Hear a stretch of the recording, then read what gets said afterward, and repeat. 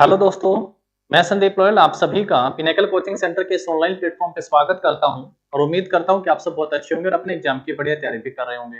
एक बार फिर से आप सभी के बीच पिनाकल पब्लिकेशन की SSC exam special 6500 plus GS book के वीडियो सॉल्यूशन के साथ जनरल स्टडीज सामान्य अध्ययन के एसएससी के प्रीवियस टीसीएस एमसीक्यू हैं 6500 से प्लस ही है भाई।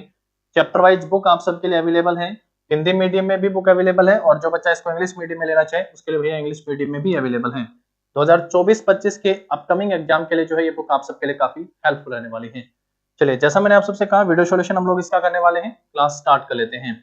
मॉडर्न हिस्ट्री से हमारी क्लास है भाई, मॉडर्न हिस्ट्री से। और आज हम लोग जो है भैया British act and policies, British अधिनियम और नीतियां, इनसे संबंधित क्लास करेंगे। इससे पहले हम लोग जो है बंगाल के गवर्नर, गवर्नर जनरल, भारत के गवर्नर, गवर्नर जनरल और जो गवर्नर जनरल और वायसराय दोनों हम लोग पढ़ चुके हैं। ठीक है, बंगाल से पूछ सकते हैं आप सबसे कि बंगाल का गवर्नर कौन था पहला, और बंगाल के गवर्नर जनरल, ये वाला टॉपिक भी हम लोग पढ़ लिए हैं। जबकि अगर आप सबसे पूछा जाए भारत का, तो भारत का भी हम लोग गवर्नर जनरल और वायसराय, वायसराय ये पढ़ लिए हैं। ठीक है, चलिए अब ब्रिटिश की कुछ पॉलिसीज हैं उनसे संबंधित क्वेश्चन हम लोग करेंगे भाई। 600 क्वेश्चन तक हम लोग पहले पढ़ लिए थे, आज 601 नंबर क्वेश्चन के साथ अपनी क्लास को स्टार्ट करेंगे। Ryotwari system of revenue collection in India introduced by the British was based on the dash. Bharat में अंग्रेजों के द्वारा शुरू की गई राजस्व संग्रह की रेतवाड़ी व्यवस्था जो है वो डैश पर आधारित थी। रेतवाड़ी प्रणाली जो वो किस पर आधारित थी? रेतवाड़ी प्रथा जो है भैया, जो कि खेती हर मजदूर किसान होते थे उन पर एक टैक्स की प्रणाली थी, रेतवाड़ी प्रथा। इसको 1820 में जो है मद्रास में मुनरो के द्वारा जो है इसे लॉन्च किया गया था, मुनरो ने। एक ऐसी प्रथा आप लोग पढ़ के आते हैं, महलवाड़ी सिस्टम। महलवाड़ी, महलवाड़ी जो था वो ग्राम प्रधान जो था ना वो कलेक्ट करते थे, ग्राम प्रधान। और ये जो है उत्तर प्रदेश पंजाब का जो क्षेत्र था, यहां इसको लागू किया गया था, उत्तर प्रदेश और पंजाब वाले में 1822 में मैकेंजी के द्वारा। किसने लॉन्च करा था भाई? मैकेंजी के द्वारा। तो जो रेतवाड़ी प्रणाली थी वो स्मिथ के लगान सिद्धांत पर आधारित थी, रिकार्डियंस थ्योरी ऑफ रेंट, रिकार्डियन के लगान सिद्धांत पर आधारित थी, या माल्थुसियन या माल्थस के लगान सिद्धांत पर, या marks theory of rent, marks के लगान सिद्धांत पर।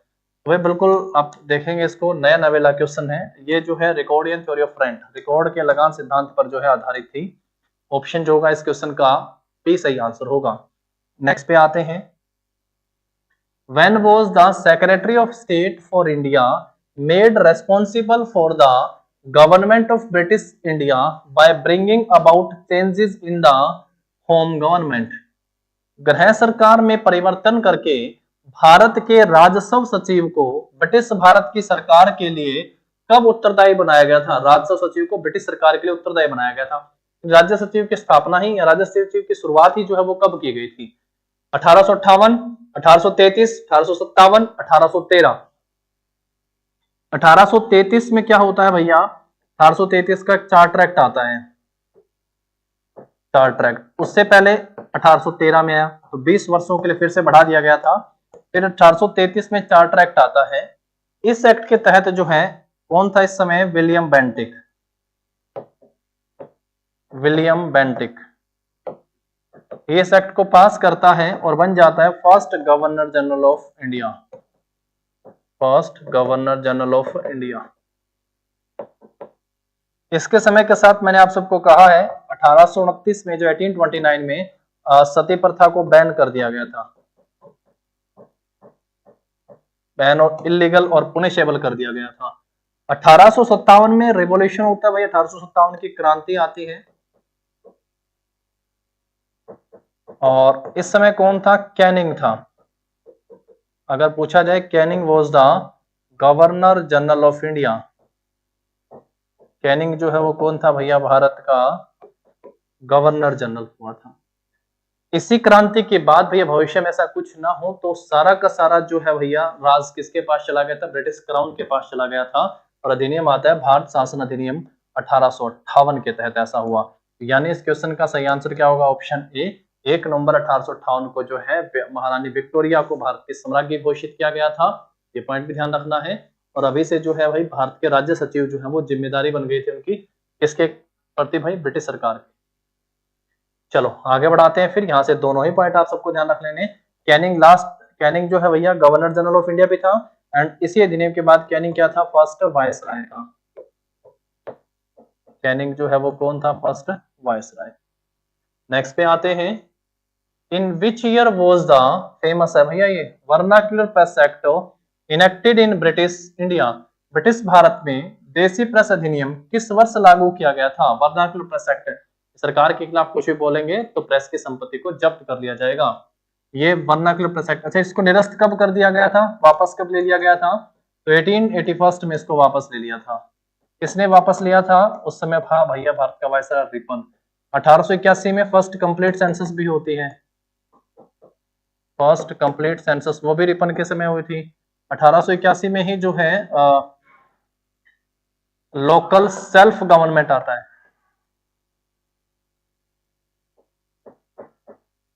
लोकल सेल्फ गवर्नमेंट, ठीक है। और वर्नाक्युलर प्रेस एक्ट आता कब है? 1878 में। ये किसके समय में आया था? उस समय भारत का जो वायसराय था वो कौन था भाई? लिटन। 1872 में कौन था? मेयो। मेयो के समय में क्या होता है? तो फर्स्ट सेंसस। केवल अगर इतना पूछा जाए कि पहली जनगणना किसके समय में हुई? मेयो। और पहले पूर्ण जनगणना किसके समय में हुई है? तो आंसर कर दीजिएगा, रिपन के समय में होती है। 1872 में मेयो अजमेर में मेयो कॉलेज की स्थापना भी करता है। 1878 में जो है वर्नाक्युलर प्रेस एक्ट भी आता है, और इसके साथ साथ आर्म्स एक्ट भी आता है।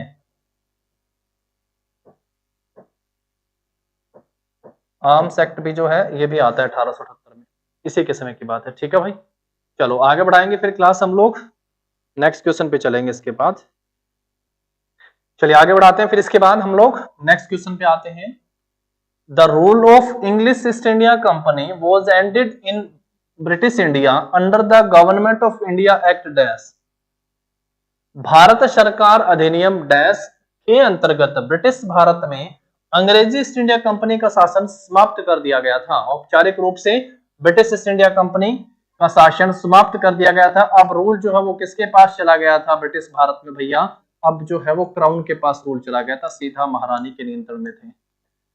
तो ये कब हुआ था? जब आया था भारत शासन अधिनियम 1858। ऑप्शन क्या होगा आपका यहाँ पे? ए सही आंसर हो जाएगा। 1856 का समय एक महत्वपूर्ण है, इस समय एक एक्ट आता है, क्योंकि हम लोग ब्रिटिश भारत की पॉलिसीज एक्ट वो पढ़ रहे हैं, तो आप ध्यान रख सकते हो, विडो रीमैरिज एक्ट आता है, विडो रीमैरिज एक्ट आता है, विधवा पुनर्विवाह अधिनियम 1856 में। इस समय कौन था? 1857 में जो था वही था ना, कैनिंग। कैनिंग के समय में आता है। ईश्वर चंद्र विद्यासागर, नाम क्या लिया? ईश्वर चंद्र विद्यासागर की उपस्थिति में पहला विधवा पुनर्विवाह होता है। नेक्स्ट क्वेश्चन पे आओ। The cabinet mission came to India in dash to discuss the ultimate transfer of power. सत्ता के अंतिम हस्तांतरण पर चर्चा करने के लिए कैबिनेट मिशन जो है वो भारत भेजा गया था। कब भेजा गया था कैबिनेट मिशन भारत? 1946 में, 1945 में, 1943 में, या फिर 1942 में? कैबिनेट मिशन जो है भारत का भेजा गया था, तो 1946 में भेजा गया था कैबिनेट मिशन भारत। सत्ता हस्तांतरण पर चर्चा करने के लिए कैबिनेट मिशन आता है। अच्छा, कैबिनेट मिशन में जो लोग थे सदस्य के रूप में, वो भी आप जब ध्यान रख सकते हैं। एक था भैया Pethick Lawrence, Pethick Lawrence, Pethick Lawrence ध्यान रखेंगे। एक सदस्य था Stafford Cripps, Stafford Cripps, Cripps mission में भी था ये भी ध्यान रखेंगे। एक था एवी अलेक्जेंडर, एवी अलेक्जेंडर। इनके साथ जो है भैया चर्चा करने के लिए कैबिनेट मिशन जो है 1946 में भारत आता है। चलिए आगे बढ़ाते हैं इसके बाद, नेक्स्ट पे आओ। With which of the following government of India acts did the Montagu Chelmsford reforms introduced directly in the prominences. निम्नलिखित में से भारत सरकार के किस अधिनियम के साथ मॉन्टेग्यू चेम्सफोर्ड सुधार ने प्रांतों में द्वैध शासन की शुरुआत करी थी? प्रांतों में द्वैध शासन की शुरुआत, मॉन्टेग्यू चेम्सफोर्ड सुधार, 1945, 1935, 1923 और 1919। ये पहले भी पढ़ा चुके हैं, पहले भी क्वेश्चन में आप सबको बताया। मॉन्टेग्यू चेम्सफोर्ड जो है वो भारत का उस समय वायसराय था। ये 1919 की बात है। एक 1909 में आता है मार्ले मिंटो सुधार, 1909 का मार्ले मिंटो सुधार। उस समय मार्ले भारत का राज्य सचिव था, मिंटो जो है वो वायसराय। मॉन्टेग्यू चेम्सफोर्ड में मॉन्टेग्यू भारत का राज्य सचिव हुआ और चेम्सफोर्ड जो है वो भारत का वायसराय। नेक्स्ट पे आते हैं, who introduced the zamindari settlement as a measure of land revenue administration. भू राजस्व के उपाय के रूप में स्थायी बंदोबस्त की शुरुआत किसने करी थी? लिटन, कर्जन, वेलेस्ली और कॉर्नवालिस। तो स्थायी बंदोबस्त की शुरुआत किसने करी थी? कॉर्नवालिस ने। इससे पढ़ाएं ये भी हैं कि सिविल कोड भी लेके आया था, है ना। समय क्या बताया इसका आपको? 1793 इसका समय महत्वपूर्ण रहा। लिटन जो है ये 1878 का वर्नाक्युलर प्रेस एक्ट था और आर्म्स एक्ट भी ध्यान रखेंगे। दूसरा, कर्जन का समय बताया 1905 का बंगाल विभाजन, पार्टीशन ऑफ बंगाल, बंगाल विभाजन 1905। वेलेस्ली का क्या बताया? सहायक संधि, वेलेस्ली की ध्यान रखोगे, सहायक संधि। फर्स्ट रियासत कौन थी सहायक संधि पर हस्ताक्षर करने वाली? तो आंसर कर, लास्ट टाइम ये क्वेश्चन पूछा गया था ना। तो फर्स्ट रियासत जो थी वो थी हैदराबाद। पहली रियासत जो है वो कौन सी थी? हैदराबाद जो है वो पहली रियासत थी। हैदराबाद पहली रियासत के रूप में ध्यान रखेंगे। तो यहां आंसर क्या हो गया भैया? Cornwallis, option C. चलिए नेक्स्ट पे आते हैं हम लोग इसके बाद फिर। When was a comprehensive dispatch on education called Wood Dispatch on Education Center? शिक्षा पर वुड डिस्पैच नामक व्यापक आदेश पत्र कब भेजा गया था? उस समय जो है वो भारत का गवर्नर जनरल कौन था? 1833, 54, 58 और 13। 1854 में भेजा गया था वुड डिस्पैच। डलहौजी के समय की बात है। शिक्षा से पेपर में ये भी पूछा जाता है कि वुड डिस्पैच जो है वो किससे संबंधित है? तो भैया ये किससे संबंधित है? शिक्षा से संबंधित है। इधर घुमाओ, ये शिक्षा से संबंधित था। ठीक है। इससे पहले एक क्वेश्चन और भी आया था कि मेघालय की अनुशंसा पर जो है अंग्रेजी को शिक्षा का माध्यम बना दिया गया था, इंग्लिश को जो है एजुकेशन का मीडियम, ध्यान रखेंगे, एजुकेशन का मीडियम। तो ये समय क्या रहा होगा? तो आंसर करना है, ये था 1835 का। और वुड डिस्पैच कब आया? 1854 में। इसी की सिफारिश पर जो है भैया वुड डिस्पैच की सिफारिश पर 1857 में जो है 1857 में 3 यूनिवर्सिटी बनती है, तीनों प्रेसिडेंसियों में 3 यूनिवर्सिटीज इस्टेब्लिश की गई थी। कहाँ कहाँ? एक बंगाल में यानी कलकत्ता में, एक मद्रास में और एक बॉम्बे। तीनों पे बॉम्बे, मद्रास और कलकत्ता में जो है एक एक तीनों जगह यूनिवर्सिटी की स्थापना जो है वो की गई थी भाई।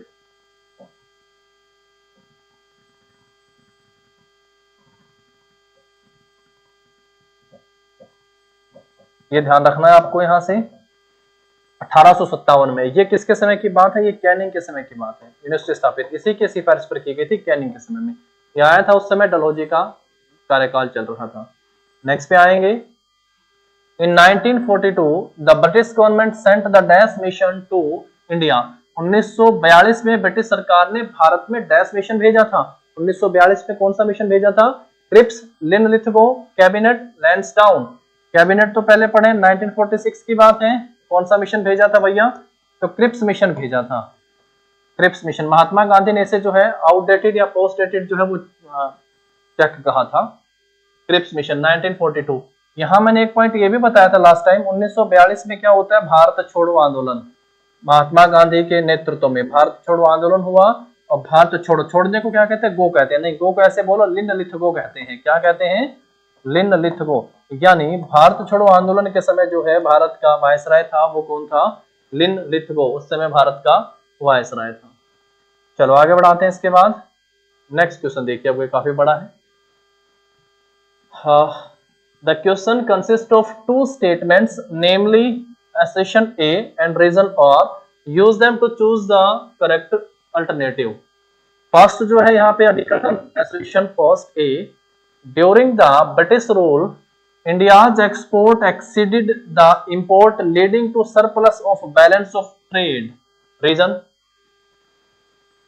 The surplus of balance of trade was used for growth and development of India. ना ना, क्या ऐसा हुआ था कभी कि कोई भी, अगर उन्होंने तो सिर्फ अपना फायदा देखा। हिंदी में देख लो एक बार। प्रश्न में दो कथन है जिनमें पहला अभिकथन ए है और दूसरा कारण आर है। सही विकल्प चुनने के लिए उनका उपयोग कीजिएगा। कथन है, ब्रिटिश शासन के दौरान भारत का निर्यात जो है आयात से अधिक हो गया, जिसमें व्यापार संतुलन का अधिशेष हो गया है। आयात जो है, निर्यात जो है वो आयात से ज्यादा, बाहर ज्यादा जाने लगी चीजें, आयात कम हुआ।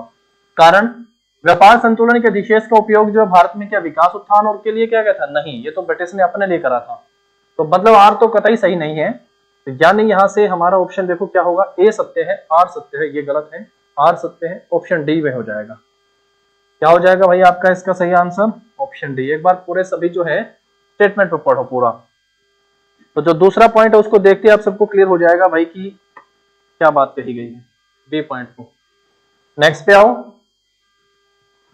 Under dash, a new policy of paramountcy was initiated. In this policy, the company claimed that its authority was paramount or supreme. Last time पढ़ा था, repeated question है।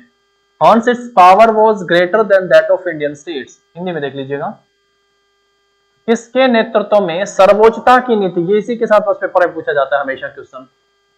एक नई नीति शुरू की गई थी। इस नीति में कंपनी ने दावा किया कि उसकी सत्ता सर्वोपरि या सर्वोच्च है, इसलिए उसकी शक्ति भारतीय राज्यों की तुलना में अधिक है। कॉर्नवालिस, मुनरो, हेस्टिंग्स और क्लाइव। लॉर्ड हेस्टिंग के समय, बिल्कुल ऑप्शन क्या होगा?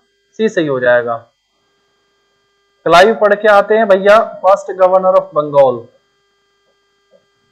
फर्स्ट गवर्नर ऑफ बंगाल, ये बंगाल का था भाई पहला गवर्नर 1757 से 63 तक। मुनरो बताया था आप सबको 1820 में मद्रास में रेतवाड़ी से संबंधित। कॉर्नवालिस सिविल कोड बताया है आपको 1793। कुछ गवर्नर जनरल, वायसराय, जो भी अंग्रेजी व्यक्ति थे उनके समय की घटनाओं को उनके साथ याद करो। Wood dispatch 1854, Macaulay 1835। तो ऐसे उनकी घटनाओं के साथ याद करो, बहुत बेनिफिट होगा और क्वेश्चन इजीली सोल्व हो जाएगा। नेक्स्ट पे आओ इसके बाद। Which among the following acts introduced the directive that rule of two, which mean executive councillor and popular minister? निम्नलिखित अधिनियमों में से किस अधिनियम ने वेद शासन की शुरुआत की, अर्थात कार्यकारी पार्षद और लोकप्रिय मंत्री दोनों का शासन होगा? Charter act 1813, government of India act 1858, Montagu Chelmsford reform यानी government of India act 1919, Montagu Chelms सुधार भारत सरकार अधिनियम 1919 या इंडियन काउंसिल एक्ट 1861, भारतीय परिषद अधिनियम 1861।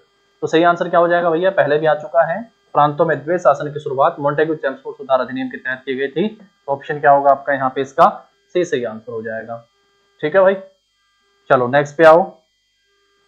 Which among the following acts established the dual system of control by British government and East India Company in India? निम्नलिखित अधिनियमों में से किस अधिनियम ने भारत में ब्रिटिश सरकार और ईस्ट इंडिया कंपनी के द्वारा नियंत्रण की दोहरी व्यवस्था स्थापित करी थी? पिट्स इंडिया 1784, ये तो रेगुलेटिंग की कमियों को दूर करने के लिए हम लोग पढ़ के आते हैं। रेगुलेटिंग एक्ट 1773 का, पिट्स इंडिया 1774 में, हेस्टिंग के समय की बात है। कौन था इस समय? वॉरेन हेस्टिंग, लॉर्ड हेस्टिंग नहीं, Warren Hastings. Montagu Chelmsford government of India act, Montagu Chelmsford reform हो गया 1919 का। चार्टर एक्ट 1793, चार्टर अधिनियम 1793, चार्टर एक्ट 1813, चार्टर अधिनियम 1813। तो क्या हो जाएगा भैया इसका सही आंसर? निम्नलिखित अधिनियम में से किस अधिनियम ने भारत में ब्रिटिश सरकार और ईस्ट इंडिया कंपनी के द्वारा नियंत्रण की दोहरी व्यवस्था जो है वो स्थापित की थी? इसका आंसर आप सब बताइएगा। आप सबके लिए हो गया 613, 613 नंबर। ठीक है, दो ऑप्शन आपके यहाँ से एलिमिनेट कर दिए हैं। ए और बी में से आप सबको आंसर बताना, ध्यान से पढ़ना, ध्यान से समझना है। किस अधिनियम ने भारत में ब्रिटिश सरकार और ईस्ट इंडिया कंपनी, ब्रिटिश सरकार और ईस्ट इंडिया कंपनी द्वारा नियंत्रण की दोहरी व्यवस्था स्थापित की थी? यह नहीं पूछा है कि प्रांतों में द्वैत शासन की शुरुआत कब हुई थी। ब्रिटिश सरकार की भी और ईस्ट इंडिया कंपनी की भी दोहरी व्यवस्था की शुरुआत होती है, किसके तहत हुई थी? तो ऑप्शन ए हो जाएगा भाई। ठीक है, नेक्स्ट पे आओ। The result of English Education Act 1835 was to make dash as a medium of instruction for dash education. 1835 के अंग्रेजी की शिक्षा अधिनियम के परिणाम स्वरूप डैश को डैश शिक्षा का माध्यम बनाया गया था। 1835 में किसका था भैया ये सिफारिश किसने की थी? मैकाले ने। मैकाले की अनुशंसा पर अंग्रेजी को, किसको भैया? मैकाले की अनुशंसा पर अंग्रेजी को भैया। पहला वर्नाक्यूलर ना, गलत। इंग्लिश प्राइमरी नहीं, हायर। तो क्या होगा? Option C. वर्नाक्यूलर नहीं था भैया, इंग्लिश को हायर एजुकेशन का माध्यम बनाया गया था। बहुत बार अलग अलग तरीके से जो है ये क्वेश्चन एग्जाम में पूछा गया है, मतलब रिपीटेड क्वेश्चन है भाई।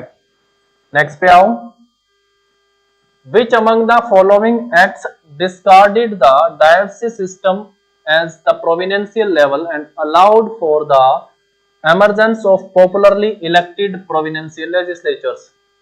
निम्नलिखित में से किस अधिनियम ने प्रांतीय स्तर पर द्वैध शासन प्रणाली को त्याग दिया और लोकप्रिय रूप से निर्वाचित प्रांतीय विधानसभाओं के उद्गमन में सहायता करी थी?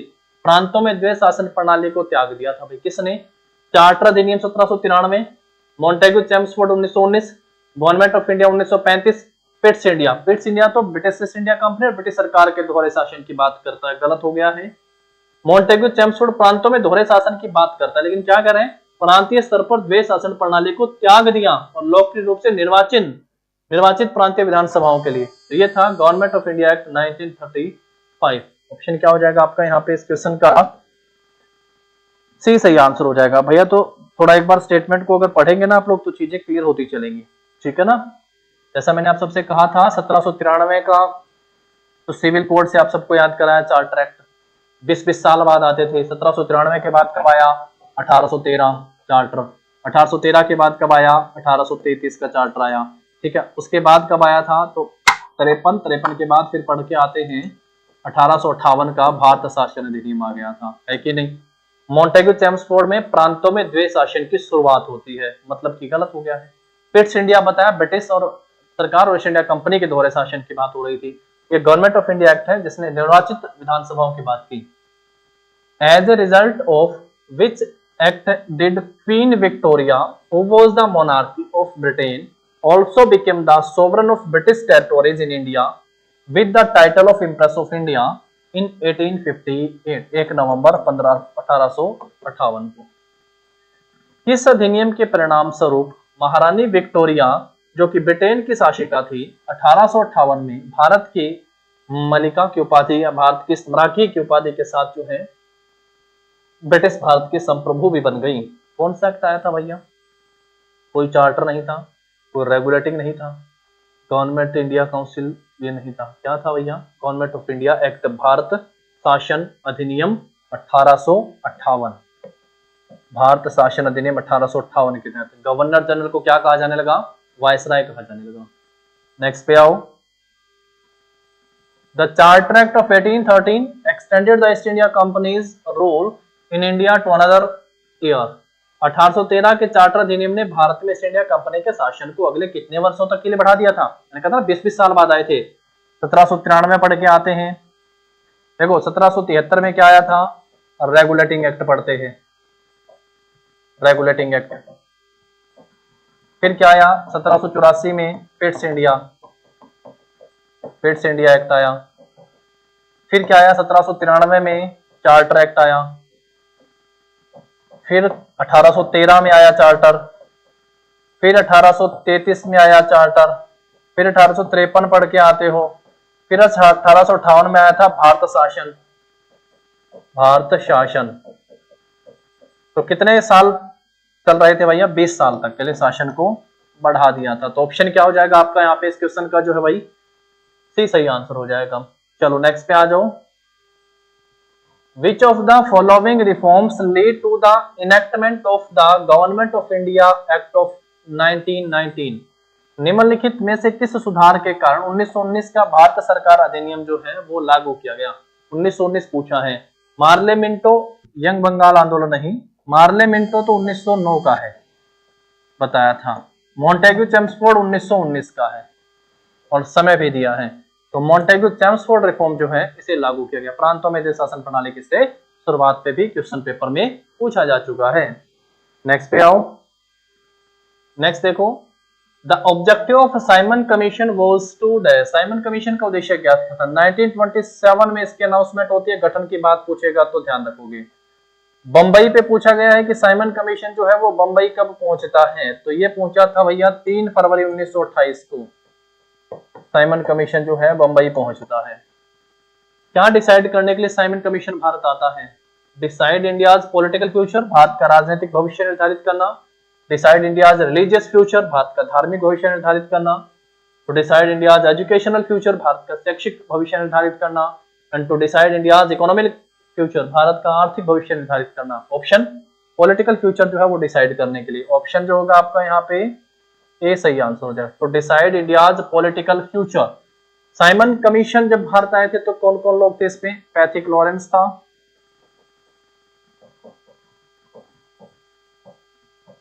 पैथिक लॉरेंस का नाम ध्यान रखोगे भाई। क्या नाम था उसका? क्लीमेंट एटली। क्लीमेंट जो है एटली भी था, पैथिक लॉरेंस भी था, क्लीमेंट एटली भी था, और एक और कौन था भैया जिसका नाम है यहाँ पे? John Simon, sir John Simon. Simon commission का ही विरोध करते हुए जो है भाई 1928 में साइमन कमीशन का विरोध करते हुए ही लाहौर में लाला लाजपत राय लाठीचार्ज से घायल हो जाते हैं और मृत्यु होती है उनकी। लाला लाजपत राय।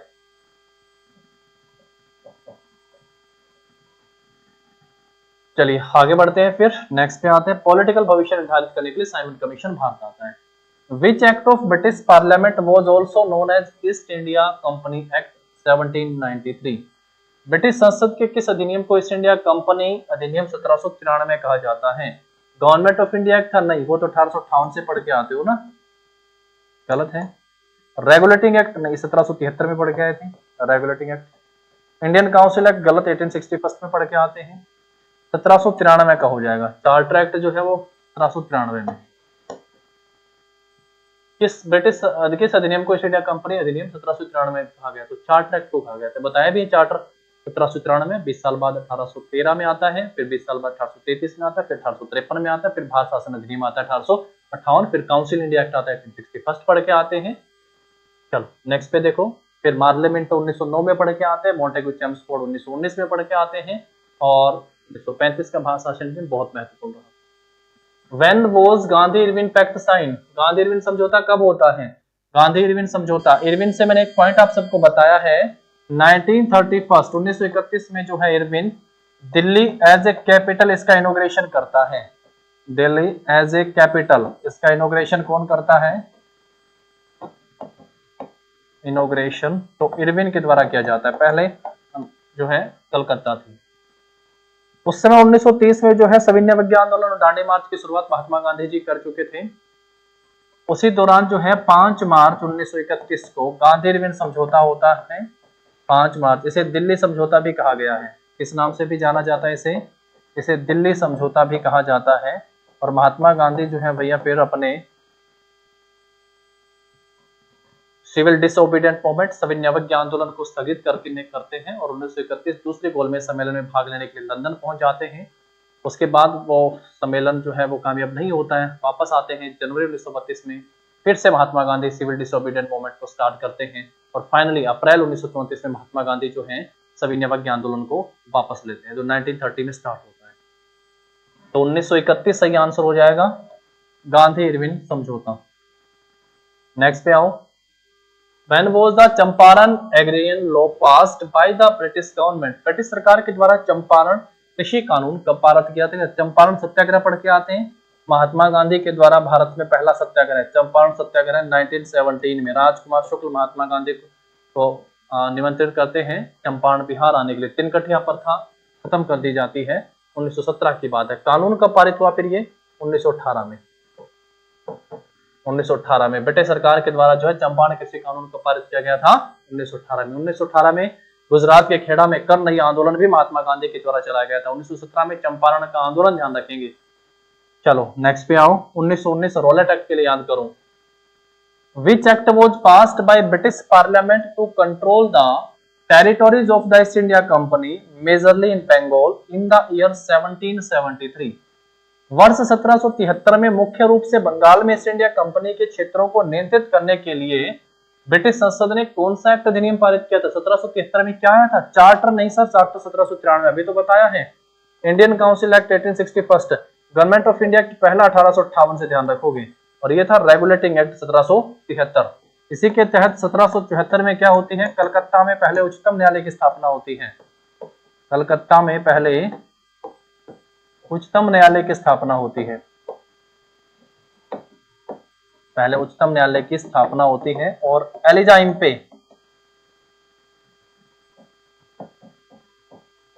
इम्पे जो है इसके पहले मुख्य न्यायाधीश थे, फर्स्ट चीफ जस्टिस थे, फर्स्ट चीफ जस्टिस थे। चलिए नेक्स्ट पे आओ। In which year was arms act disallowing Indian from possessing arms passed? भारतीयों को हथियार रखने से रोकने वाला आर्म्स एक्ट किस वर्ष पारित किया गया था?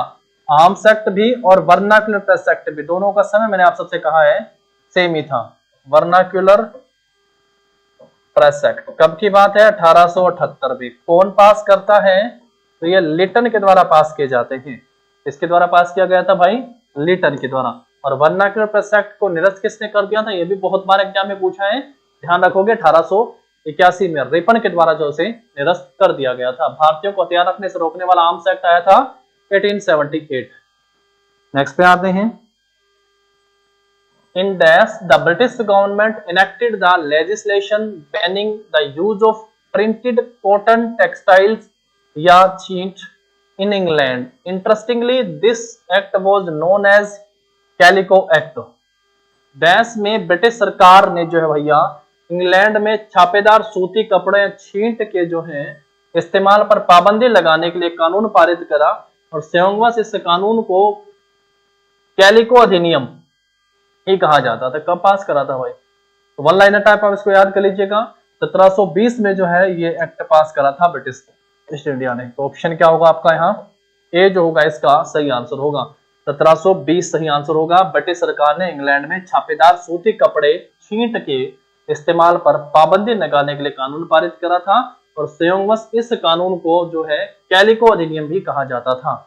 इस कानून को कैलिको अधिनियम के नाम से भी जाना जाता था। चलिए फिर आज की हमारे इस क्लास में भैया 45 625 तक हमारे हो गए हैं क्वेश्चन। बाकी हम लोग पढ़ेंगे अपने नेक्स्ट सेशन में, नेक्स्ट क्लास में। तब तक आप सब भी पढ़िएगा इनको।